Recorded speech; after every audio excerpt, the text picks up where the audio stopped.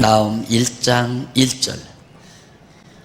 니느웨에 대한 중한 경고 곧 엘고스 사람 나훔의 묵시의 글이라.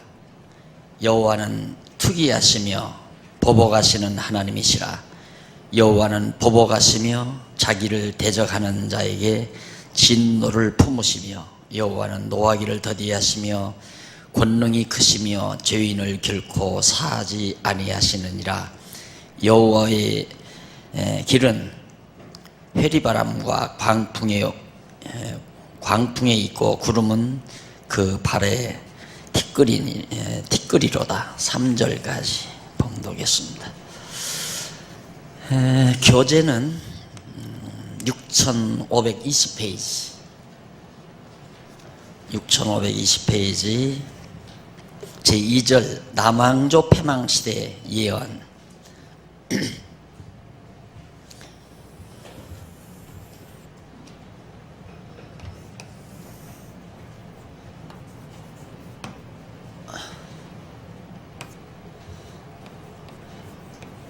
587년 70년 포로 생활, 바로 남왕조 패망시대면 바로 이 시대를 말하죠.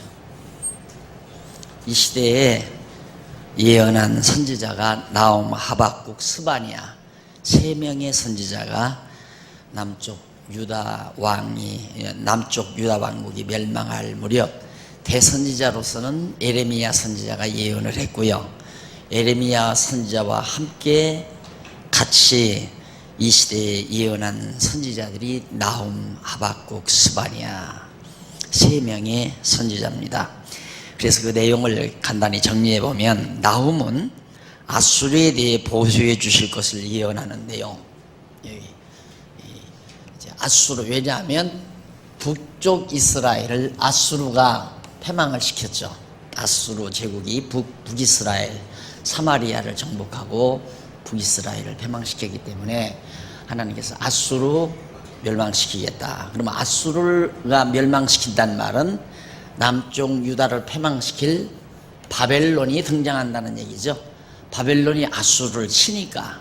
그러니까 하나님께서 아수르를 치기 위해서 바벨론을 등장시키고, 또 바벨론을 등장시키는 것은 바벨론을 통해서 남쪽 유다를 치기 위한 겁니다.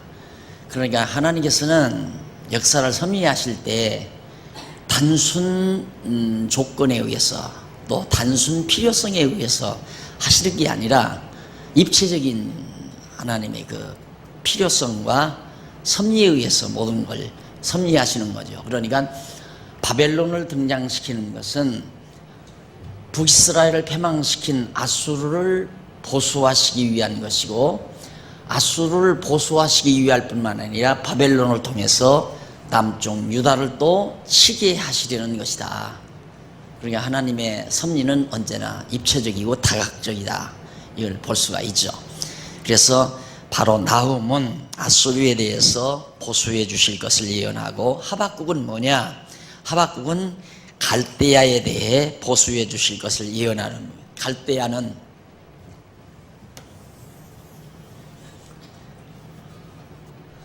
이 지역이 다 갈대아 지역이거든요. 유브라데스강, 티그리스강, 이제 여기가 바벨론, 그리고 아수르는 이제 이쪽이고, 아수르, 바벨론, 메데, 파사, 이 지역들이고. 그러니까 아수르, 바벨론을 통해서 멸망시킨다. 근데 갈대아는 이제 이 지역 일대가 다 갈대아죠. 갈대아도 하나님이 보수하신다. 그럼 아수르 제국에 속했던 주변 작은 나라들, 그 갈대아 지방에 많은 그 지역도 하나님이 다 원수를 보고, 왜? 그들이 북이스라엘을 괴롭혔고 고통스럽게 했기 때문에. 그리고는 이제 마지막 스바냐는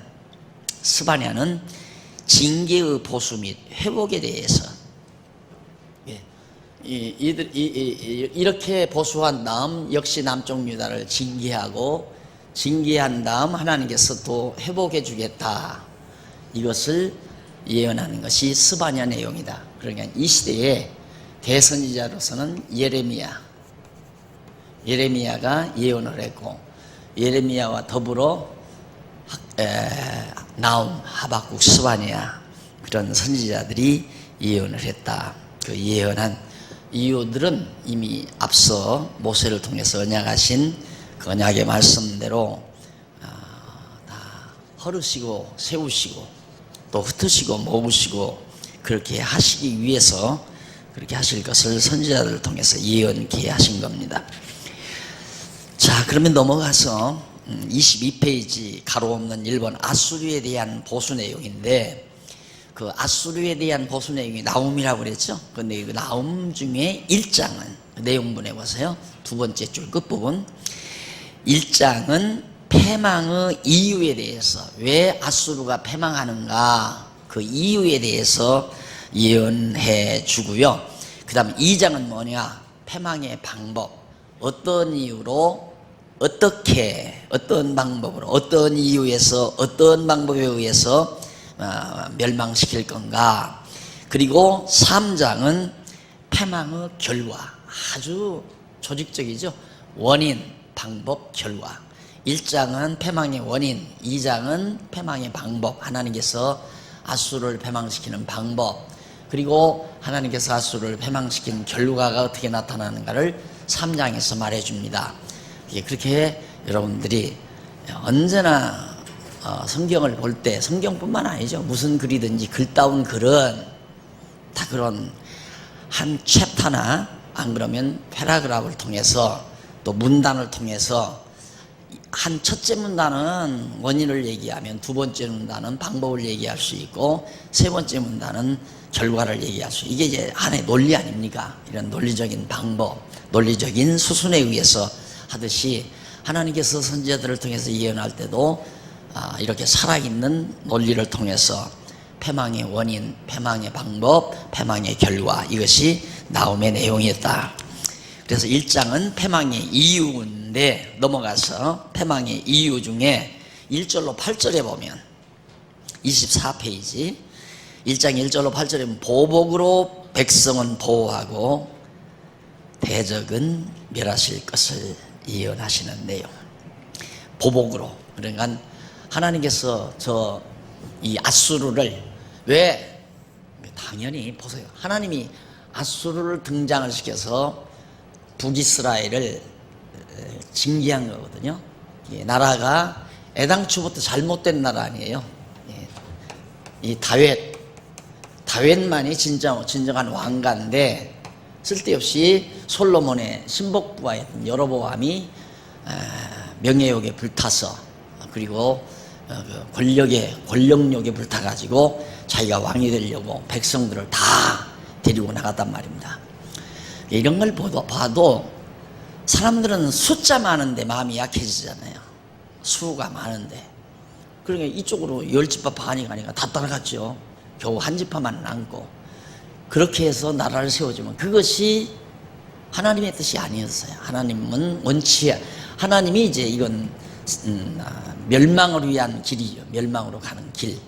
그 길로 갔기 때문에 이렇게 가면 망한다. 그 말은 뭐냐면 하나님이 언약대로 허락해서 세우신 다윗 왕가를 떠나면 망한다는 교훈을 시키는데 몇 년을 걸렸냐면, 다윗 시대부터 여기가 587년이니까 500년 되니까 여기가 한 500년 돼요. 500년. 그럼 여기 80년 빼고 여기 한 200여 년 동안, 북이스라엘 200여 년 동안 나라를 세워서 다스리고 흥하고 패하고 이런 역사적인 과정을 통해서 한 가지 알게 하려는 게 뭐냐면, 내가 언약에 따라 세운 다윗 왕가를 떠나면 망한다. 그걸 깨닫게 하기 위해서 아수르를 등장시켜가지고 망하게 한 거란 말입니다. 그래 놓고는 또 아수르한테 너는 왜 내 백성을 그렇게 못 살게 했느냐. 그러니까 그걸 가리켜서 우리말로 말하면 병 주고 약 주는 거죠. 하나님이 그렇게 일을 시켜놓고는 너 왜 내 백성들을 괴롭혔느냐 하고 보복한다, 이 말입니다. 보복하면서 하나님의 백성들은 이렇게 보호해 주겠다. 하나님의 백성은 보호하고 대적들, 그리고 아수르 패거리들은 다 하나님이 멸망시킨다라는 것이 1절로 8절에 나오는 내용이에요. 그래서 거기에 경고라고 하는 말 나오죠. 경고, 하나님께서 경고했다. 그런데 거기 마사라는 말 나오죠. 히브리 말로 24페이지.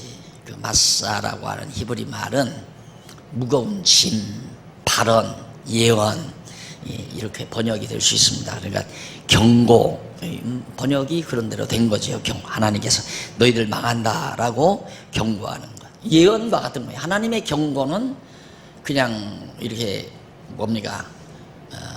엄포로 끝나는 게 아니라 그냥 경고가 그대로 예언이 돼서 예언대로 그냥 되어버리는 거죠. 그러니까 될 일을, 이루실 일을 미리 말해주는 겁니다. 그리고 9절로 15절에 보면 27절 9절로 15절까지 보면 악한 아수르의 진멸로 유다에 침입이 없을 것을 예언합니다. 그러니까 아수르가, 자 여기 이제 아수르가 세력을 잡았잖아요. 세력을 잡으니까 이제 세력을 잡는 것은 이쪽으로 가서 이제 마게도냐 쪽 헬라 지역이죠. 헬라 로마에서 유럽으로 세력을 확장하든가, 그렇지 않으면 이제 이쪽으로 해서, 여기는 인도고요. 인도고 이쪽으로 해서 이제 북이스라엘 점령했고, 그 다음에 이제 예루살렘 점령할 거 아니에요. 왜? 애굽을 점령하기 위해서. 항상 이 북쪽 세력은 남쪽 세력에 대한 질투와 시기. 왜? 애굽 문명이 상당히 더 발달을 했거든요. 그러니까 인류 문화 발상지를 우리가 보아도 유프라테스강, 티그리스강 유역이 제일 첫째죠. 인류 문화 발상지로서. 그 다음이 이제 에집트의 나일강 유역, 그 다음 인도의 인두스강 유역, 그리고 이제 중국의 황하 유역. 그렇게 4대 발상지 아니에요? 그러니까 애굽 문명이 굉장히 발달을 했단 말입니다. 이스라엘 백성도 거기서 종살이 하다가 나왔고, 그러니까 여기서 세력을 잡았다 할지라도 항상 애굽에 대한 눈총, 저것들을 어떻게 정복해 버려야 내가 안심할 수 있는데, 강한 세력이 이런 쪽에 자리 잡고 있으면 언제 또 쳐들어올지 모르니까, 그러니까 이제 이스라엘을 정복했으니까 그 다음 차례는 유다 아니에요. 근데 하나님께서 안 된다. 내가 아수르 저 원수들 다 망한다, 멸망시킨 다음 내가 유다 너희들은 절대 침입하지 못하도록 내가 막아주겠다. 그걸 예언하는 내용이 9절로 15절까지 내용이에요. 그 다음 넘어가서 2장 넘어갑니다. 2장 30페이지에 보면 패망의 방법에 대한 예언입니다. 그러면 하나님께서 패망의 원인을 1장에서 밝힌 다음, 패망의 원인은 결국은 왜 아수르가 패망하는가? 내 백성들을 괴롭혔으니까. 내 백성들을 괴롭혔기 때문에 너들은 내가 멸망시키겠다, 그 말이에요. 아수르의 패망의 원인은 하나님의 백성들을 괴롭힌 것이다. 그럼 하나님은 이스라엘 백성들, 하나님이 이렇게 원치 않게 다윗 왕조를 배반하고 나가서 나라를 세웠으니까 멸망시켜야 되잖아요. 이게 멸망시키는 임무, 그러니까 악역이죠. 악역을 아수르를 시킨 거예요. 마찬가지입니다. 똑같습니다. 다 악인도 악한 날에 하나님께서 쓰시기 위해서 적당하게 다 지어놓으셨다고 그랬잖아요. 이 아수르도 이게 악한 세력이거든요. 이 악한 세력도 하나님께서 당신이 계획된 대로 역사를 섭리해 가는 데 있어서는 이것도 필요하다 이 말이에요.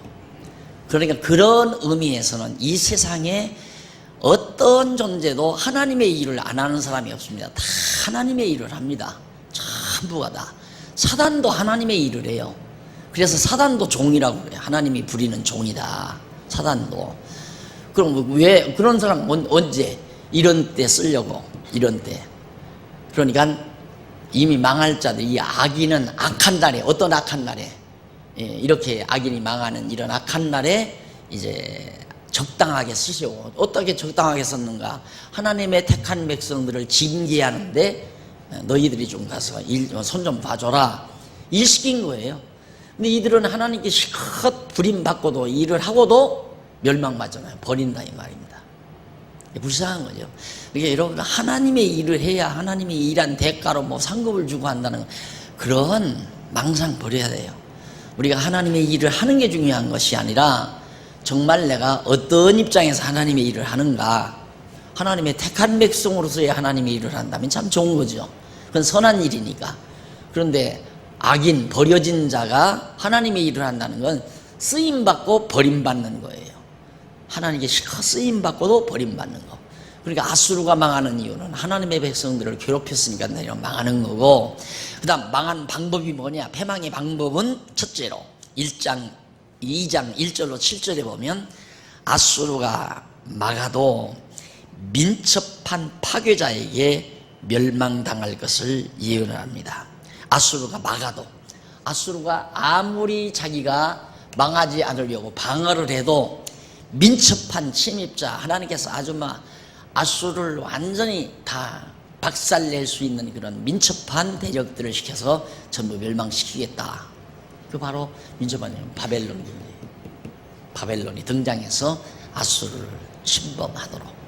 그러니까 이 세상 모든 이 역사 속에서 나타나는 강한 세력이나 약한 세력이나 모든 정치적인 세력이나 모든 것들을 다 하나님의 손아귀 위에 놓고 하나님께서 원하시는 뜻을 이루어가기 위해서 도구로 다 쓰임받는 것들이에요. 다 북한의 김정일이도 하나님이 쓰는 존재고, 아주 이 세상의 패역한 독재자들도 다 하나님이 쓰는 그런 도구들이었습니다. 하나님이 그렇게 해서 인류 역사를 당신의 계획된 대로 이끌어 가시는 거거든요. 그래서 민첩한 파괴자는 물론 바벨론을 뜻하는 겁니다. 2장 8절로 13절 넘어가서 32페이지. 아수르의 패망한 모습과 여호와에 의한 멸망을 예언한, 아수르가 어떤 방법으로 패망하는가, 그 패망하는 모습을 말하고, 그 패망은 오직 보이는 실제적으로는 바벨론에 의해서, 이 강한 대적들에 의해서 아수르가 망하지만 실상은 여호와 하나님의 손길에 의해서 망하는 거란 말이죠. 그러니까 우리는 인간 사회를 살아갈 때 참 그게 쉽지 않죠. 우리는 당장 눈으로 보이는 거기 때문에, 예를 들어서 내 이웃 사람이, 안 그러면 친척이 내 돈을 떼먹었다. 그럼 우리 한없이 돈 떼먹은 그 사람이 밉고 원수가 같이 생각이 되는 거예요. 그건 자연스러운 겁니다. 왜? 우리는 보이는 것만 보고 사니까. 그러나 여러분들이 이렇게 공부했으면 이제 그렇게 생각하면 안 돼요. 내가 돈을 뗐다. 정말 친한 친구였는데, 배신할 수 없는 친한 친구인데 믿고 줬는데 돈을 떼먹었다. 그럴 때 친구에게 야속한 생각을 하는 건 공부 하나만 하나예요. 친구 야속하게 생각하면 안 돼요. 왜 하나님이 친구를 통해서 내 돈을 떼먹게 했을까? 그렇게 접근을 해야죠. 그렇잖아요? 그러면 친구는 악역을 하는 거 아닙니까? 내가 하나님의 틀림없는 택한 백성인데, 내가 돈을 가지고, 혹시 이 돈을 가지고 내가 도리어 하나님이 기뻐하시는 삶으로 빠질까 봐서 잠시 내가 가진 돈을 옮겨놓기 위해서는 악역 배우를 쓸 수밖에 없잖아요. 그 제일 좋은 방법이 가까운데 믿지 아니하는 친구, 소위 말해서 믿는 친구라도 상관없죠. 잠시 악하게 쓸 수도 있는 거니까. 그 친구를 통해서 돈 꿔달라고 하면 돈 1,000만 원이고 2,000만 원이고 꿔줄 거 아닙니까? 그럼 떼먹는 거죠. 그 사람이 떼먹고 싶어서 떼먹는 게 아니에요. 돈 꿔가면 하나님께 갚을 수 없는 환경으로 또 그 사람을 몰아가는 거죠. 그게 돈 떼먹은 거란 말입니다. 근데 우리는 하나님을, 성도대학을 공부 안 했으면 그 친구가 죽일 놈 살릴 놈하고 나쁜 놈이고 배신자고 막 그것 때문에 밤잠 못 이루고 막 괴로워하고 막 배신감이 울고 그러다가 이제 병 나고 그러는 거 아니에요. 근데 여러분들이 공부를 했다면 그렇게 접근하면 안 된다니까. 하나님이 왜 저 친한 친구를 통해서 내 돈을 떼게 했을까? 내 돈을 떼먹게 했을까? 그리고 왜 친구는 하필이면 그런 데 쓰임을 받는가? 이렇게 그렇게 접근하면, 첫째는 야, 친구 참 불쌍하다. 오죽하면 내 돈을 떼먹는 그런 악역 배우로 하나님이 썼을까? 참 불쌍하고 측은하구나. 일단은 이제 그런 쪽으로 접근이 들면 제정신이 들어가는 겁니다. 바른 진짜 성도대학을 공부한 사람답게 생각이 돌아가는 거예요. 그 다음에 이제 차원을 높여서, 하나님이 왜 나에게 이렇게 갑작스럽게 돈을 떼게 해서 이런 어려움을 겪게 만들었을까? 그럼 우리 전제가 있잖아요. 하나님은 절대 더 좋게 하시지 나쁘게 하시지 않는다. 내 입장에서 볼 때는 돈을 안 뗐으면 참 좋겠는데, 하나님의 입장에서 볼 때에는 돈을 떼야 되니까 돈을 떼게 한 거란 말입니다. 그게 믿어지면 마음이 편안함이 오는 거고, 하나님이 돈을 뗐어도 그래서 믿어지면 마음에 편안함이 오고, 그 다음 내 돈 떼먹은 친구도 측은히 여기고 불쌍하게 여겨지는 거고. 에이, 그게 될까요? 공부해서 믿어지면 되는 거고, 안 믿어지면 안 되는 거예요. 안 믿어지면. 그래도 저 나쁜 놈이 저거 배신자지. 내가 저를 믿고 줬는데 그래 어떻게 내 돈을 떼먹을 수 있어? 그렇게 알고 그냥 막 미워하고 증오하고 막 푹대고 맨날 며칠 잠 못 자고 막 속을 해리하고 병 나는 게 달리 병 나는 줄 아세요?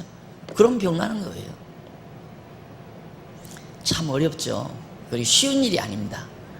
내가 늘 얘기하지만 학교 다닐 때 토큰 하나 버스에서 잃어버리고도 그냥 며칠, 이게 그 버스인가, 그때는 차장이 있었으니까 그 차장이 탔다 하더라도 똑같은 버스는 아니잖아요. 항상 차장도 이제 시간 맞춰서 버스에 타니까 뭐 자기가 타고 다니는 버스 계속 타고 다니지는 않을 거 아닙니까? 근데 혹시나 하고 또 그 밑에 의자를 두리번 하고, 그게 인간 마음인데 몇백만 원 몇천만 원 됐다고 생각해 보세요. 그게 어떤 돈인데 애기가 먹고 싶다고 과자 사달라고 해서 쥐어받고 안 사주고 고관에 깨가지고 가장 적금 부어가지고 만들어 놨는데 소갈이 하죠. 병나죠. 네, 우리가 정말 이 공부하는 게 이유가 아니에요. 뭐 출석 잘했다, 공부했다, 난 그러니까 내가 점수를 안 매기잖아요. 공부는 점수 매기로, 이 점수 매기는 공부는 이 공부도 아니에요. 이건 교육도 아닌 거예요. 사람이 바뀌어져야 돼요. 생각도 바뀌어져야 되고 가치관도 바뀌어져야 돼요. 그까지 뭐 암기력 좋은 사람 달달달달 외워가지고 뭐 다 잘 쓰죠. 그래가지고 좋은 학교 가가지고 벼슬들 다 높은 자리에 앉으니까 전부 도둑질 해먹고 사기 쳐먹고, 똑똑한 사람일수록 큰 도둑질 하잖아요. 지금 우리나라가 다 그래요. 똑똑한 사람 치고 큰 도둑질.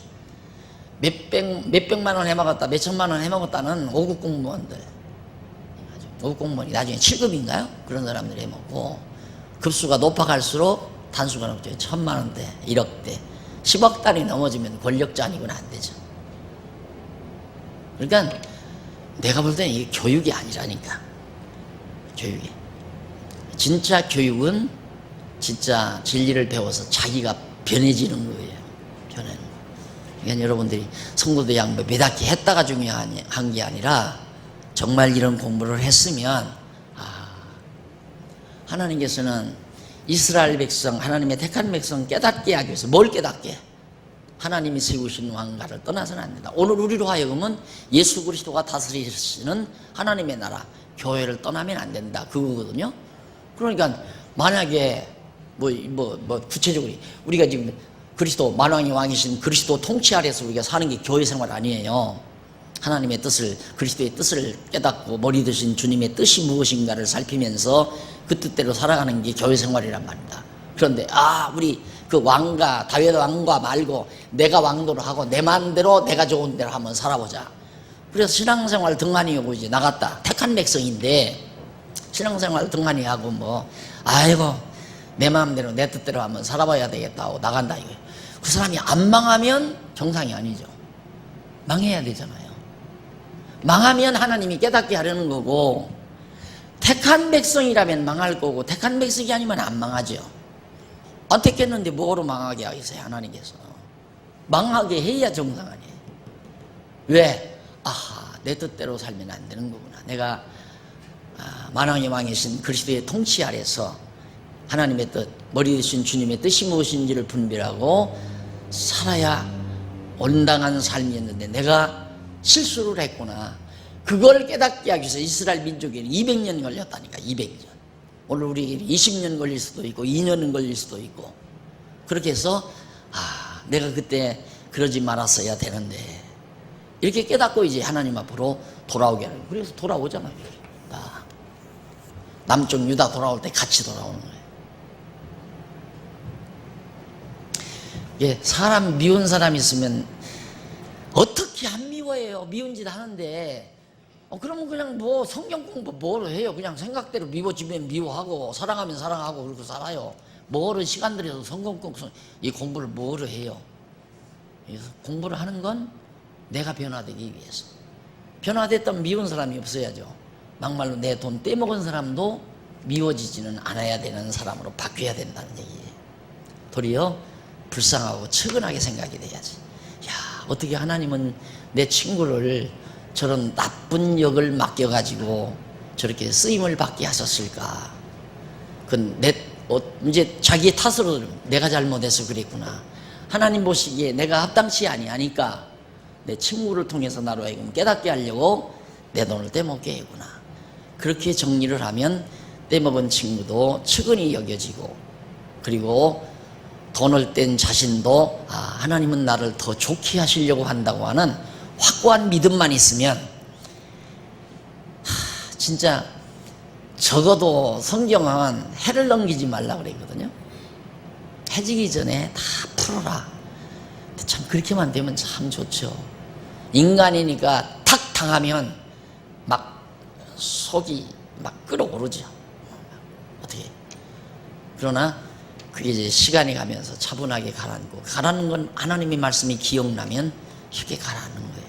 그래서 평온을 찾고 하나님의 뜻을 분별을 하게 되고, 그렇게 하려면 이제 정말 이런 말씀의 능력이, 말씀의 힘이 우리에게서 작용을 해야 되죠. 공부를 그래서 하는 겁니다. 그 다음 이제 패망의 결과, 그러면 3장 아수르가 패망하면 어떤 결과가 맺어지는가. 3장 1절로 7절에 보면 니느웨가 살육 및 파괴로 수치와 버림을 당한다. 아수르 수도가 니느웨 아니에요? 니느웨 수도가. 그러니까 니느웨가 망한다는 말은 아수르가 망한다는 얘기예요. 그러니까 완전히 니느웨 도성이, 아까 지난번에 요나가 니느웨 도성에 가서 막 외치니까 회개하고 돌아섰잖아요. 여기는 이제 결국은 니느웨가 망하는 거예요. 아수르가. 살육 및 파괴로 인해서 온갖 수치와 버림을 당하게 된다 하는 것이 이제 1절로 7절까지 나와 있고요. 그 다음 8절로 19절 38페이지. 참 니느웨가 맥없이 망한 소식을 듣고 기뻐할 것을 예언합니다. 자, 얼마나 이 남쪽 유다 백성들로서는 얼마나 두려웠겠어요. 요거 다 먹었지. 북쪽 이스라엘 니느웨가 아수르가 쳐들어와서 이거 다 점령했으니까 이제는 다음 차례가 예루살렘인지 다 알 거 아니에요. 야, 우리는 시간 문제다. 언제 이놈의 아수르가 쳐들어와서 우리를 먹어도 먹는다. 조마조마. 지금 721년에 망했는데 587년까지면 약 한 3, 40년 지났죠? 3, 40년 동안 얼마나 졸이며 살았겠느냐 이 말이에요. 가끔 아수르가 큰 소리 치고. 그러니까 선지자들을 통해서 걱정하지 말라. 아수르 망한다. 내가 멸망시킬 거다. 그리고 아수르가 갑자기 여기 보니까 결과가 니느웨 맥없이, 정말 그렇게 강대한 나라가 맥없이 푹 쓰러진다 이 말이에요. 내가 자꾸 미국 망한다 하면 미국에 대한 악한 감정이 있어서 망한다고 하는 줄 아는. 아니, 난 미국 뭐 악한 감정 전혀 없어요. 그러나 미국이 망한다고 하는 건 세계에서 가장 강국 아닙니까? 제일 강하면 망하게 돼 있어요. 이 세상은 원리가 그렇게 돼 있어요. 근데 망하는 맥없이 푹 쓰러지는 거예요. 푹. 그게 하나님께서 우리가 볼 때 미국이 망해. 미국. 지난번에 어느 미국에서 가시는 후배가 와가지고 막 미국에 대해서 뭐 지금 사람들이 미국을 좀 우습게 하는데 그게 아니다 이거요. 미국. 절대 미국은 안 망할 것처럼 그렇게 얘기를 하더라고요. 근데 순식간입니다. 순식간에 맥없이. 그리고 그게 미국이 가라앉아야 이게 정상적으로 하나님이 계획하는 대로 역사가 이제 시작이 되는 거기 때문에. 근데 우리는 계속 강한 자가 되려고 하는 거 아니겠어요? 세상에서의 강한 세력은 결국 하나님께서 도구로, 악의 도구로 쓰기 위한, 이 아수르도 그때 당시 이 동양권에서는 최고로 강한 세력이죠. 동양 문명 시대 아닙니까? 아수르, 바비로니아, 그다음 파사, 이때까지가 동양 문명 시대였어요. 네, 파사가 망하고 헬라가 등장할 때, 이제 헬라는 여기죠. 여기까지는 동양이니까 터키 쪽은 다 동양 아니에요? 동양. 그래서 이 지역이 참 대단한 곳입니다, 여러분. 나도 오랜만에 재작년인가 역사 탐사 그래서 갔다 왔지만은 이 지역이 동서양의 충돌 시대, 동양과 서양의 충돌 시대, 동양 문명과 서양 문명의 충돌의 현장이에요, 여기가. 정말 볼 게 많고요. 가보면 참 느끼는 바가 너무너무 많고, 이 지역들이. 이게 다 이 통로 아니에요. 이 아수르, 바벨론, 페르시아, 이제 이 유럽을 정복하기 위해서 진출하는 하나의 통로. 저쪽에서 난망하려고 이제 막 또 몰아가고 또 밀려오고 이러면서 이제 완전히 여기는 폐허가 된 거예요, 폐허가. 폐허 잔재들이 쫙 밀피하게 늘려져 있죠. 그리고 전혀 문명이라는 게 볼 수가 없는 그런 입장이고요.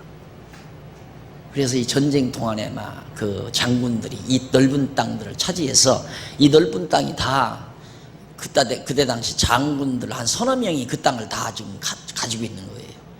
그래서 이 터키 나라 그 개혁하려고 하는 대통령이 이거 토지 개혁을 하려다가 결국 못하고 죽었다고 하잖아요. 그 사람들이 땅을 내놓나요? 서너 명이 다 가지고 있고, 그렇게 자기 땅 가지고 사는 사람이 없죠. 남의 땅 다 경쟁하고 사는 거죠. 그런 것들인데, 그런데 이제 헬라가 결국에는 페르시아 멸망시키고 이제 서구시대로 가는 거죠. 헬라, 로마 다 서구시대 아니에요. 그래서 동양 문명과 서구 문명의 충돌을 저 현장에서 이제 영역이 볼 수 있는 부분인데, 그래서 이제 하나님께서 강한 세력을 등장시키면 반드시 그 다음 또 강한 세력이 일어나면서 이제 멸망을 시킨다. 아수르가 강하니까 바벨론 통해서 멸망. 아수르 시대에는 바벨론은 보잘것없는 거였어요. 보잘것없는 세력이 망한다니까. 그동안 바벨론도 이제 저 멸망시키고 나서 강해졌잖아요. 아주 보잘것없는 메데 파사라고 하는 조그마한 도시국가에 의해서 망해버린 거예요, 바비로니아가. 이 페르시아, 왜 노래도 있잖아요. 페르시아 왕자, 그런 노래도 있는데, 대단한 정말 세력과 힘과 부와 영화가 극에 달했던 그런 제국 아닙니까? 페르시아 제국도. 그런데 바다 건너, 이쪽 건너 헬라라고 하는 헬라군에 의해서 결국 정복당하고 망해버리고. 이 세상에서 모든 인간들은 힘을 강하게 만들려고 하지만 강한 자는 결국 망하고 만다 하는 게 성경의 교훈이고 가르침이죠. 그래서 맥없이 망하는 소식을 듣고 유대인들은, 남쪽 유다 백성들은 매우 기뻐할 것이다. 얼마나 좋겠어요? 불안에 떨었는데 언제 쳐들어와도 이게 쳐들어올 것이다 생각을 했는데 맥없이 아수르가 망했다 그러니까 얼마나 기뻐하겠습니까? 내가 그렇게 만들어 주겠다 하나님께서 약속하는 내용이 3장 마지막 부분에서 나옵니다. 자, 그 다음에 이제 넘어가서 하박국 넘어갑니다. 42페이지. 하박국 보면 갈대아에 대한 보수를 예언하는 내용이 나옵니다. 갈대아 땅. 이제 아수르 제국이 차지하고 있는 그 넓은 지역이 갈대아인들이 살고 있는 그런 지역이기 때문에 이제 갈대아 땅, 그 지역 이름을 갈대아라고 하고, 아수르는 하나의 제국의 이름이고, 그래서 그 아수르가 차지하던 땅을 바벨론이 차지하기 때문에 바벨론은 하나의 제국의 명칭이고, 갈대아 땅은 지역의 이름이고, 갈대아인은 바로 족속들의 혈통, 그 계통을 따라서 갈대아인들이가 살아서 이제 갈대아인들이다, 갈대아 땅이다. 이게 갈대아인들이가 살기 때문에 갈대아 땅이라고 한 거고, 그 다음 그들이 이룩한 제국의 이름을 바벨론, 때로는 아수르, 때로는 이제 파사, 이런 사람들이죠. 이렇게 나라 이름이 정해지는 겁니다. 그래서 갈대아에 대한 보수 예언, 하박국이 예언하는 내용이 나오는데, 하박국 1장은 갈대아를 보수하실 것에 대해서 기도하는 내용입니다. 당연하죠. 하박국 선지자가 하나님 아버지, 저 사람들이 우리 동족들을 다 먹어버렸습니다. 북쪽 이걸 다, 이 갈대아 이 사람들이 이제 우리를 먹을 것 같은데 하나님 저들 좀 어떻게 좀 처치해 주십시오 하고 간구하는 내용이 1장에 소개되고요. 그 다음 2장은 갈대아를 보수하실 것에 대해 예언합니다. 하나님이요, 저 갈대아 때문에 우리 형제들이 다 망했습니다. 북이스라엘 다 형제 아니에요? 동족이고 원수 갚아주십시오. 원수 갚아주십시오. 그래서 대부분 이 하박국은 기도 형태가 많이 나옵니다. 보수해 주실 간구하면서. 그러니까 1장은 갈대아를 보수하실 것에 대해 간구하고, 그 다음 2장은 갈대아를 보수하실 것에 대해서 예언하고, 기도와 예언.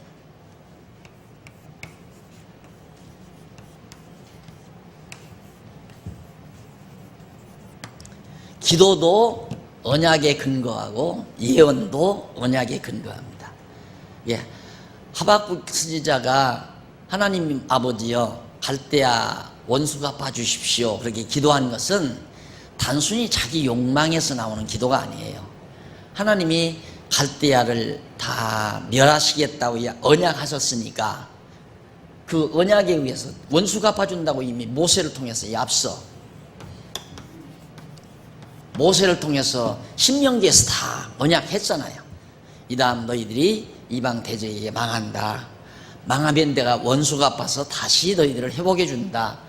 모세를 통해서 언약했기 때문에 그 선지자들이 지금 갈대아 망한다고 예언하는 거예요. 아수르도 망하고.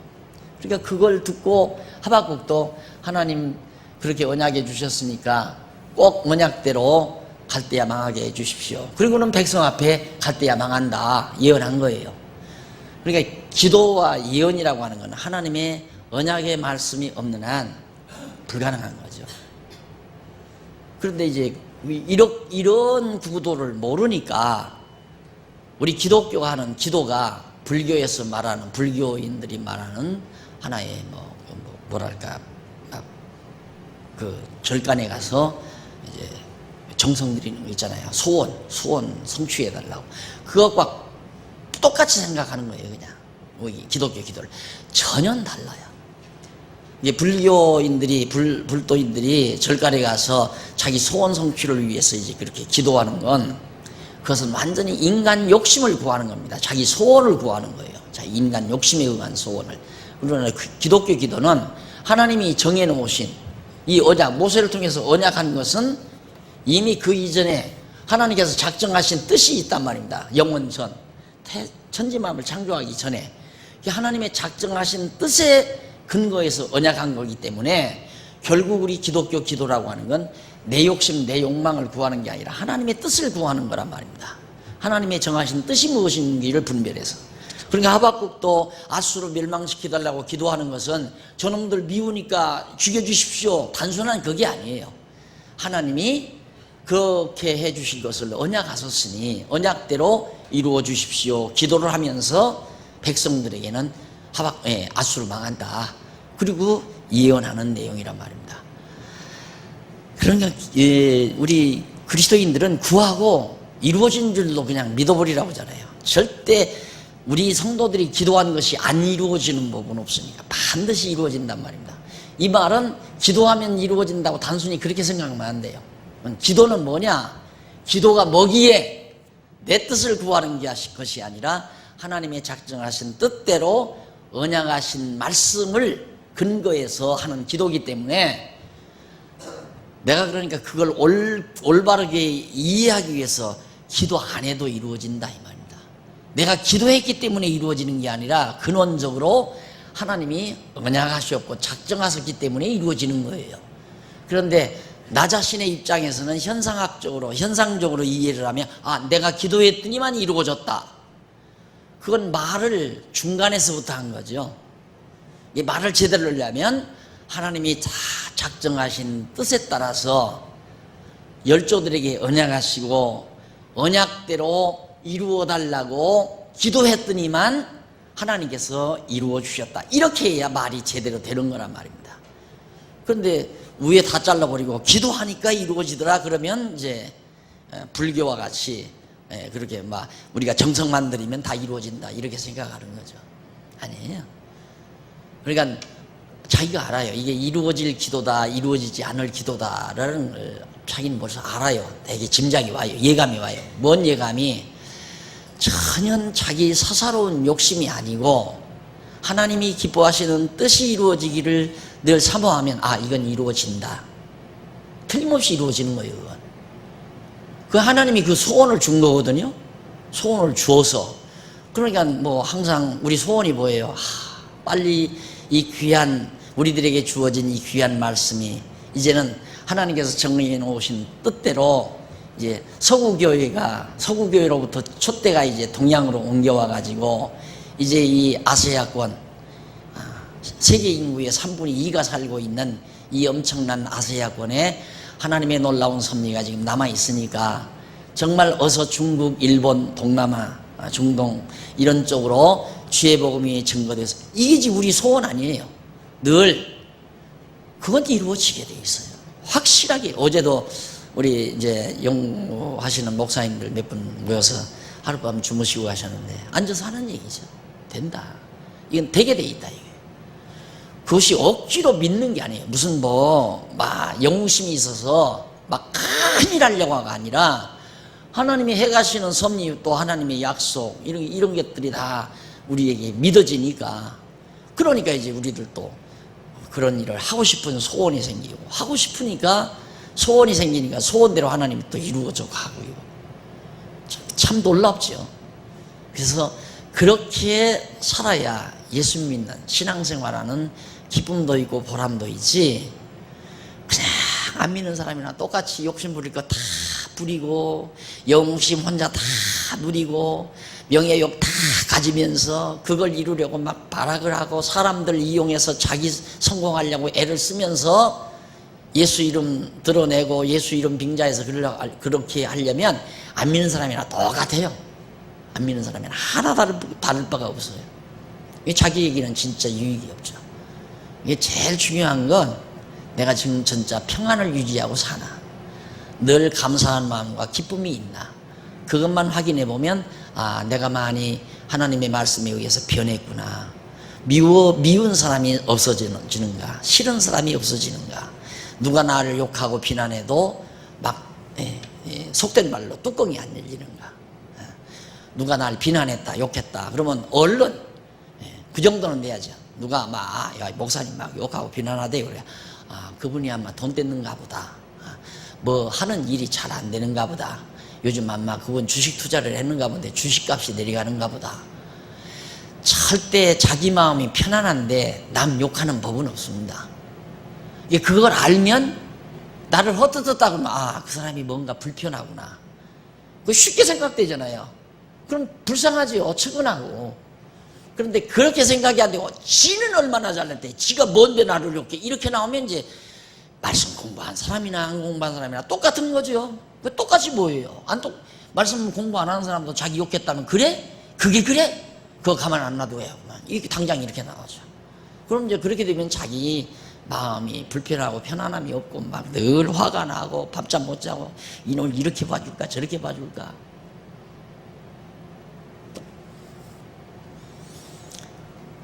그래서 성도대학 졸업은 시험을 안 보잖아요. 필딱고사 안 보잖아요. 이런 좋은 학교를 공부하면서 공부도 안 하고 공부했다고 졸업하고 난 그게 참 그게 나는 이해가 안 가요. 공부도 잘 안 했으면서 공부했다고 이렇게 해서 뭐 졸업장 받고 그러면 안 되죠. 일반 학교는 그렇게 해서라도 학위 따고 다 그래야 세상 성공하니까 그렇게 할 필요도 있어요. 뭐 모르면 뭐 컨닝이라도 해서 학점 받아야지 뭐 돈 다 내고 학점 못 받고 졸업 못 하면 무슨 필요가 있어요.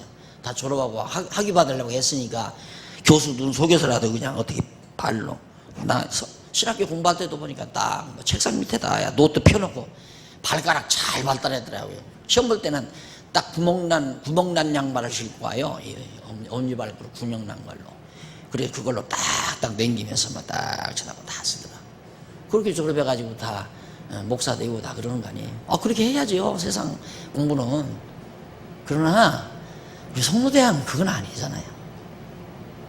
정말 공부하고 마음에 늘 평안이 있고 감사가 있고 기쁨이 있고 어떤 경우라도 좌절과 절망 없이 하나님 나라에 소망을 두고 살기 위한 하나님의 백성으로 살고자 하는 머리 대신 주님의 뜻을 깨달아 살려는 우리의 소원을 이루기 위한 것이 지금 우리가 공부를 뭐하러 해요? 하나님의 뜻이 뭔가를 지금 깨닫기 위해서 공부하는 거 아니에요? 이 뜻을 깨달으면 자연히 그리스도의 지체인 우리들로서는 머리 대신 주님의 뜻에 합당하게 사는 것이 산제사라고 그랬잖아요. 그렇게 살기 위해서 사는 거예요. 그러니까 하나님이 기뻐하시는 뜻이 뭔가 항상 기뻐하고 쉬지 않고 하나님의 뜻을 구하고 범사에 감사하는 거, 그거 하나님이 기뻐하시는 뜻이에요.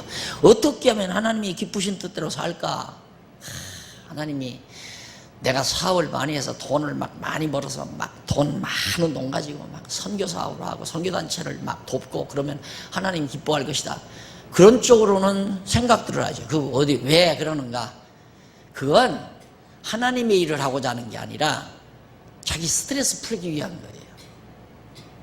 뭔가 자기가 이루어야 성공욕, 성취욕, 성취감을 맛보기 위한 인간의 아주 치졸한 자기 꿈을 이루고자 하는 그걸 근거로 해서 하나님 이름 빙자해가지고 내가 하나님의 일을 해야 되겠다 하고 하나님이요 나 돈 벌게 해주십시오.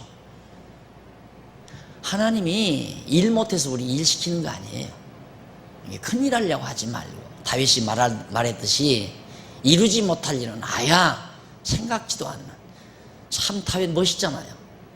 하나님이요 이루지 못할 일은 나는 생각지도 않습니다. 그 말은 뭐냐면 지금 나에게 하게 해주신 일, 내가 지금 여러분들 몇십 명 이렇게 오셔서 배운다니까 열심히 이거 가르치면 이걸로 족한 거예요. 그런데 내가 이 시시하게 몇십 명 놓고 내가 이러냐, 어서 이걸 막 대학으로 만들고 막 대학원을 만들고 막 종합 캠퍼스를 만들고 세계적인 최대로 인류 대학을 만들어서 막 세계로부터 막 유학생들이 몰려오고 이런 꿈이나 환상이나 꾸면서 그거에 몰두하고 그냥 그걸 이루려고 이 사람 저 사람에게 돈 투자해라 연보해라 막 이래가면서 그건 하나님의 이름을 빙자해서 자기 성공욕, 성취욕을 맛보기 위한 아주 얄팍한 수단이죠. 그러니까 하나님이 기쁘신 뜻이 뭐냐? 바로 지금 하나님이 나에게 기뻐하는 뜻이 범사에 감사하고 쉬지 않고 기도하고. 쉬지 않고 기도하라는 말은 이거 하라는 건데 이건 하나님의 뜻을 알아야, 하나님의 작정하신 뜻, 언약의 뜻이 뭔가 알아야 기도를 제대로 하죠. 그러니까 우리가 지금 공부하는 것도 항상 기도하기 위해서 공부하는 거란 말입니다. 하나님의 뜻을 알면 기도가 나오잖아요. 이렇게 돼야지. 소원이 생긴단 말입니다. 소원이 생기면 이루어지는 거 아니에요? 반드시 소원대로 이루어지는 거예요. 그것이 우리 기독교인만이 가지는 특권이죠. 항상 기도하고 범사에 모든 일에 감사하는 거. 돈 뜬 일은 빼놓고 그게 아니에요. 돈 뺀 일도 감사하게. 근데 돈 떼고 어떻게 감사해요? 그렇죠. 단순하게 우리 인간적인 생각하면 돈 뗐는데, 돈 2천만 원 뗐는데 어떻게 감사해? 그런데 이제 여러분 공부하고 나면 하나님이 나를 깨닫게 하기 위해서 다 수로 군대들이 와서 다 잡아가고 다 망하게 하고 불 저질러 버리고 다 붙들어가고 다 망하게 하잖아요. 이유는 깨닫게 하기 위해서. 그러니 그건 사랑하기 때문에 그러는 거란 말입니다. 사랑하기 때문에. 그러니까 그걸 알면 하나님이 나를 위해 돈 떼게 하셨을까. 보나마나 돈 많으면 딴짓하게 생겼으면 하나님 돈 떼는 게 10번 더 낫는 거죠. 돈 많아가지고 딴짓하게 생겼으면 하나님이 일단 옮겨다 놓는 것이 훨씬 잘하시는 거예요. 하나님께서 나를 위해서 잘하는 거란 말이에요. 생각해 보십시오. 내가 늘 얘기하잖아요. 내가 지금 우리 교회 현재 이 모습이 한 20년 전에, 그러니까 50대 초반쯤 이게 됐으면 오늘의 나가 가능할까나 항상 그 생각을 해요. 내가 다늦게 70이 거의 다 돼서야 총회장을 지냈잖아요. 왜 지냈는가? 그래도 뭐 동풍이라도 나올 것 같으니까 총회장 시킨 거란 말입니다. 그런데 50대에 시켜보십시오. 그때 철딱선이 없어가지고, 그때도 철은 좀 있었기는 있었어도 뭐 총회장이면 대단한 줄 알고 그 잘나신 양반들하고 어깨 겨루면서 뭐 형님 동생 찾고 뭐 호텔이나 드나들고 뭐 어디 뭐 왔다 갔다 하다 보면 연구는 언제 하고 질리고 보고 잘된다, 돈도 많고, 그러니까 이제 있는 돈 가지고 뭐 주일 한다고 하면서 성도들에게 주일 한다고 협조해 달라 하고 뭐 용부 걷어가지고 하면 되는 거죠. 안 되잖아요. 그러니까 그때 안 됐던 것이 10번도, 더더군다나 장안동 시절에 됐다? 더 말할 것도 없는 거고요. 그러니까 하나님이 보실 때, 너 이거 있으면 안 된다. 그래서 안 주는 거 10번도 낫죠. 어린애한테 아주 날카로운 칼 주는 부모가 없잖아요. 그러니까 하나님이 적게 줘도 감사하고 많이 줘도 감사하고 범사에 감사하고 돈을 떼도 감사하고 뗐던 돈을 다시 받아도 감사하고, 그래서 범사 감사하고 항상 기뻐하고 범사 항상 쉬지 않고 하나님의 뜻에 대한 소원을 가지고 사는 거. 그만하면 족하잖아요. 범사에 감사하고 항상 기뻐하고 쉬지 않고 기도하고, 쉬지 않고 기도가 있다는 것은 소망이 있다는 거거든요. 항상 소원하는 바가 있으니까 기쁘고 즐겁고 감사하게 넘치면, 내가 언젠가도 얘기했지만 어느 유명한 과학자가 호킹 박사인 것 같아요. 다비드 호킹이라는 사람이 정신 에너지 지수를 계산해내는데 이 감사할 때가 500이 넘어요, 지수가. 그런데 미워하고 증오하고 욕심 부릴 때는 200이 안 돼요. 200m로 반 이상이 뚝 떨어져 버려요. 그리고 막 시기 질투하면 100 이런 정도로 나왔더라고요, 정신 에너지 지수가. 근데 우리 늘 감사하고, 감동은 내가 볼 때 늘 하나님의 은혜에 감동하며 산다면 에너지 지수가 7, 800 넘을 것 같아요, 내 손에. 감동하고 산다는 건 매우 중요한 거죠. 가장 행복하게 사는 겁니다. 그러니까 말씀을 깨닫고 하나님이 나를 더 좋게 한다고 하는 기본 신앙만 있으면 범사에 감사하죠. 자, 그래서 갈대아 보수에 대한 간구가 나가고, 그래서 백성의 불의함을 앓으면서 하나님, 우리들이 이렇게 불의합니다. 하나님 앞에 잘못이 많습니다. 갈대아 사람의 득죄를 예언합니다. 갈대아 사람들이 죄를 많이 졌습니다. 그러니까 우리도 죄인이지만은 갈대아 사람들이 와서 우리 백성들을 많이 치고 또 남쪽 유다까지 지금 넘보고 있습니다. 그러면서 12절에서부터 17절까지 47페이지 제일 상단에, 백성은 안 망한다며 늘 열국을 살육하는 악인을 고발하는 내용입니다. 그러니까 하나님의 백성은 망하지 않는다. 남쪽 유다는 지금 이렇게 위기에 몰려 있어도 안 망한다. 그런데 이 아수르는 열국을 막 자꾸 잡아삼켜요. 왜? 제국을 강하게 하려니까 계속 열국을 잡아삼키는. 그래서 그런 악인들을 이제 하박국이 고발을 하죠. 그리고 2장 넘어갑니다. 2장, 하박국 2장 49페이지. 갈대아 보수에 대한 예언. 하나님께서 갈대아 이제 원수 갚는다. 그러면서 1절로 8절에서는 넘어가서 50페이지. 묵시대로, 하나님께서 보여주신 묵시대로 속히 이루어 갈대아에 화가 임할 것을. 그러니까 요 무렵이니까 에레미야가 예언하더니 남쪽 유다가 망하기 직전 요 무렵이니까 아수르가 망한다. 왜? 바벨론이 등장하니까. 바벨론이 등장해서 아수르를 치고, 그 다음 이제 바벨론과 히스기야 때까지만도 아수르 사내림이 와서 막 그냥 히스기야 왕 때 막 모욕을 주잖아요. 그러니까 오죽이나 히스기야가 정말 억울하고 정말 수치스러웠으면 그 사내림이 보낸 편지, 그 편지를 하나님 앞에 펴놓고 하나님이 편지 좀 보십시오. 그리고 히스기야가 기도했잖아요. 히스기야 때가 이때거든요. 이때. 그런데 하나님께서 남쪽 유다는 아수르에 의해서는 안 망한다. 그래서 아수르를 멸망시키는데 이제 바벨론을 등장을 시켜서 하겠다는 것이 바로 지금 하박국 2장에서 하는 얘기입니다. 화가 곧 임한다 아수르에.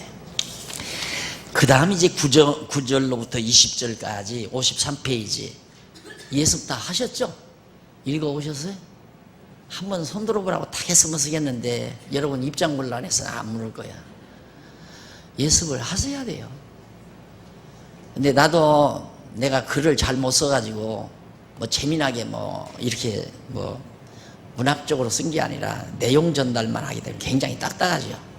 그래서 내가 쓰면서도 참 뭐가 이렇게 글 읽는 분들이 좀 너무나 딱딱해서 재미가 없지 않겠나 했는데 내가 언젠가 얘기했죠. 김여숙 씨 안 왔는데 꼭 가만히 보면 3시에 일어나서 2시간씩 이걸 읽더라고요.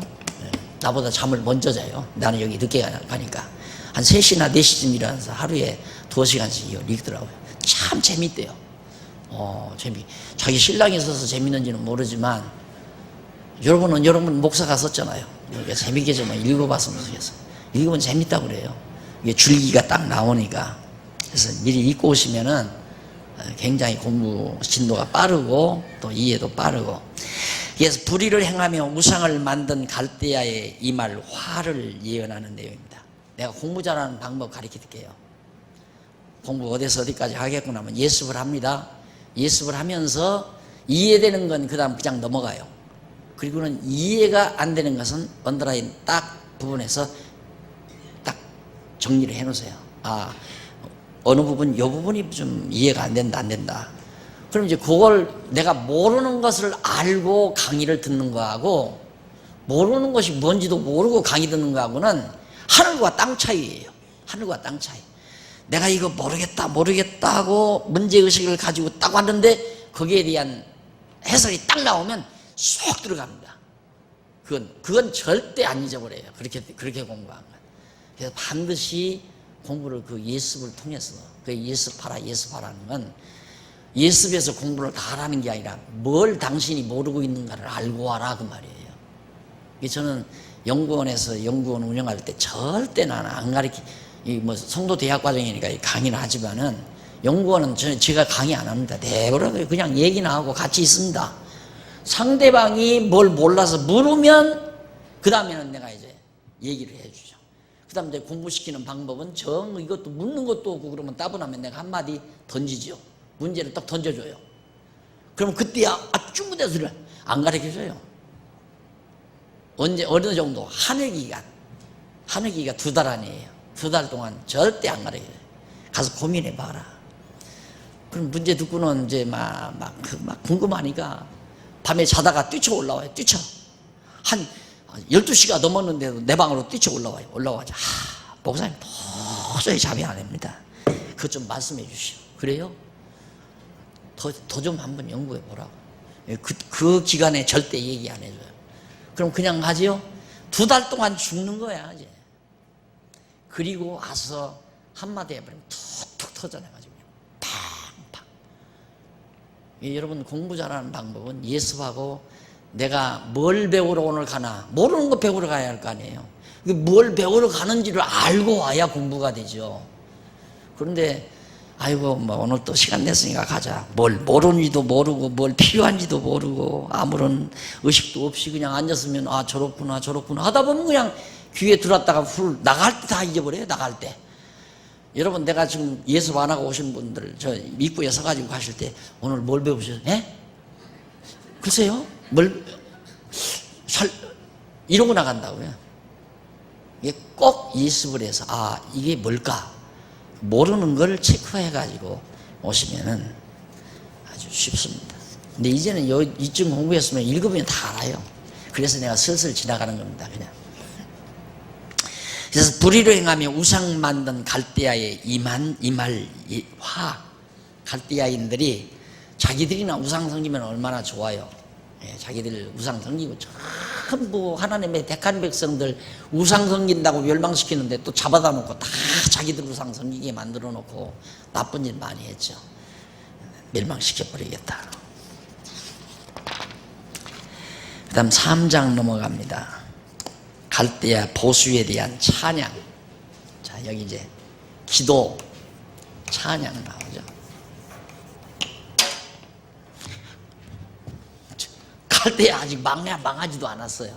아수르 망하지도 않았는데 망한 걸 기도하고 망한다고 예언해 놓고는 찬양까지 해요. 왜? 이루어진 거나 다름없으니까. 시간 문제니까. 반드시 이루어지니까. 그래서 찬양은 우리가 지금 하나님 나라 아직 간 건 아니잖아요. 그러나 갈 게 너무 분명한 거예요. 확실한 거예요. 그걸 믿고 사는 것이 지상의 교회입니다. 지상의 천국은 아직 완벽한 천국이 지상에 이루어지진 않았지만 우리는 이미 천국 간 거나 전혀 다름이 없어요. 확실히 가게 돼 있으니까. 그래서 즐거운 거란 말입니다. 그래 찬양하는 거고. 그래서 완전한 찬양은 이제 천국 가서 완전한 찬양은 부르겠지만 지금은 믿음으로 드리는 찬양이죠. 천국으로 내가 확실히 간다고 하는 확실한 믿음으로 구하고 찬양하는 거예요. 그리고 하나님께 우리가 기도를 하고 이루어질까 안 이루어질까, 이루어졌으면 참 좋겠다 이러면 이제 찬양이 안 나오죠. 그런데 내 마음속에 하나님이 소원을 주어서 기도하게 했으면 이거 이루어지는구나. 그 다음부터는 이제 흥분하고 정말 감사하고, 그래서 이제 찬양이 나가고, 그래서 찬송 부르며 살게 하는. 이사야서에 보면 이사야 선지자가 그러죠. 내가 내 백성을 지었나니 나의 찬송이 되게 하려고 지었다. 이 찬송이 되게 하는 방법이고요. 곁길로 가게 해서 망하게 하고 망한 사람들 원수 갚아서 다시 회복시켜준다. 인간은 요 과정을 거쳐야 찬송이 나와요. 그러니까 부모가 돈 많이 벌어서 자식들에게 물려줘가지고 잘 먹고 잘 살면 행복 몰라요. 행복을 몰라요. 이 기쁨이 없다 이 말이에요. 더 많은 것만 못 받아가지고. 우리 아버지는 기왕이면 좀 집이라도 몇 채 더 사놨다가 날 물려주지 이런 생각하지 기쁨이 없죠. 감사함도 없고. 그런데 몇 푼이라도 가지고 있는 거 왕창 망했다가 이제는 죽었구나 했는데 하나님께서 회복시켜 줄 때, 그때야 정말 하나님 감사합니다. 난 목회를 하니까 그런 사람 많이 만나잖아요. 제일 아주 농도짙은 하는 분이 6.24하고 친구 삼아서 늘 쇼핑 다니고 그랬대요. 우리 교회 나왔던 분이. 옷을 입고 나오는데 보통이 아니야. 옷들이. 내가 여자들 옷을 내가 잘 볼 수는 없지만은 그래도 보니까 이게 보통 옷이 아니야. 하루는 신방을 오래요. 그래 갔더니만 완전히 길가 막 먼지가 풍풍 나는 길가 지하방에서 창문 열어보면 그냥 먼지가 다 들어오는 거예요. 단간방에서 남편, 아들, 딸 다 사는 거예요. 내가 여기 신방을 오래요. 갔죠. 고백이 뭐냐면, 하나님, 목사님, 이제 하나님께서 그냥 15평 아파트라도 방 하나 더 있는 것만 줘도 여한이 없겠대요. 과거 50 시절인지 60 시절인지 잘 살았대요. 이제 유교사하고 친구하면서. 근데 그렇게 망해가지고 나니까 이제는 15평 아파트라도 그냥 애들 방 따로 이렇게 하나 줄 수만 있어도 정말 감사하고 살겠다고 그러더라고요. 근데 그렇게 잘 살 때는 감사한 줄 몰랐죠. 그래서 하나님이 찬송이 되게 하는 방법이에요. 내가 내 백성을 하나님이 지었는데 왜? 나의 찬송이 되게 하려고. 하나님이 찬양받고 싶어서가 아니라 찬송하는 우리로 행복하게 하려는 거죠. 착각하면 안 돼. 하나님 우리한테 찬송받으면 기분이 좋아서 우리한테 찬송받는 분 아니에요. 하나님은 스스로 자충족하신 분이기 때문에 우리가 찬양해도 그만 안 해도 그만 하나님은 하나 지장이 없어요. 아무 상관이 없어요. 그런데 우리 하나님의 백성으로 즐겁게 행복하게 살게 만드는 방법이 찬송 부르고 살게 하는 방법밖에 더 없잖아요. 찬송 부르게 하는 방법은 바로 이런 역사 과정이 필요하고 내 개인에게도 그런 역사 과정이. 그래서 곤고한 날과 형통한 날을 하나님이 겸해서 주시는 것이다. 입이 닳도록 하고 또 해도 당하면 잊어버려지죠. 3장 1절로 9절 대적의 보수를 간구하며 여호와의 권능의 영광을 찬양하라. 생각하면 이 고약스러운 대적들을 하나님이 다 멸망시킬 때 와 하고 찬송 터져 나올 거 아니에요. 대적이 안 때릴 때는 찬송 안 하지요. 네? 그렇죠? 대적이 안 때리고 편안할 때는 찬송 안 해. 그런데 대적이 대통 두들겨 맞게 한 다음 두들겨 때린 대적을 하나님이 처치하니까 그때야 우리 하나님이 시켜서 때린지는 또 모르고. 그런 거 있잖아요. 아가씨들이 다 좋은 아가씨인데 저거 꼭 내 사람 만들고 싶은데 말을 안 들으니까 여름에 바다놀이 물놀이 가가지고는 그냥 갔다가 다른 친구들도 살살 유혹해서 깊은 데로 몰고 가라. 그래가지고 이제 가서 막 아가씨를 갖다가 죽을 지경에 보내면 막 딱 그때 나타나서 막 친구들 내 쥐어 패버리고 그 여자를 끌고 나오면 그때야 저 남자 최고다 하고 그래서 자기 아내 삼았다고 하는 그런 얘기를 내가 들은 기억이 나는데 그런 거 똑같은 거죠.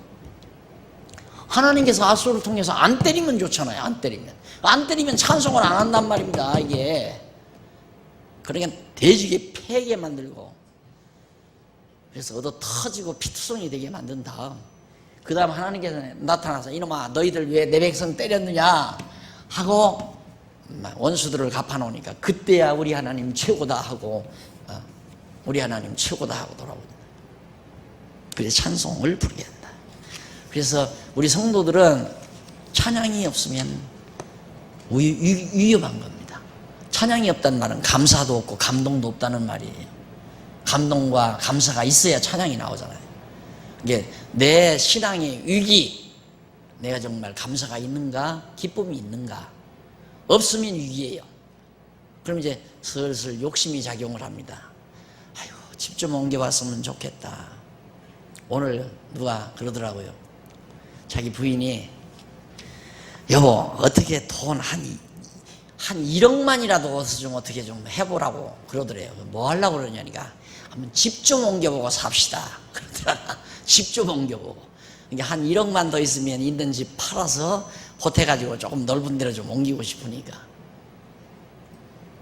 그러니까 이제 뭔가 감사하고 기쁨이 없으면 뭔가 이제 자기 어떤 생활의 그 스트레스를 해소하는 방법이 욕심을 채우면 순간 되잖아요. 순간 이 집 팔고 한 1억 보태서 지금 25평에서 35평으로 옮겨가면 좋겠다. 그러면 설치기도 하고 집 마련해 놓고 막 이사 갈 것 기뻐도 하고 내 장님 지금 강의하다 끝냈는데 지금 이 얘기 하다 보니까 생각이 나. 빨리 나가서 지금 소나무 심는 거 보고 싶어서 쉬는 시간에 이제 그러니까 그 순간 기쁨을 맛보기 위해서 이게 벌써 생활이 지루해졌다는 얘기예요. 욕심이 나온다는 것은 그런 욕심이 작동된다는 것은 벌써 생활이 지루해졌다는 얘기거든요. 그러면 이제 그런 욕심이 작동해서 만족이 없고 찬양도 없고 따분해지고 차 한잔하고 합시다.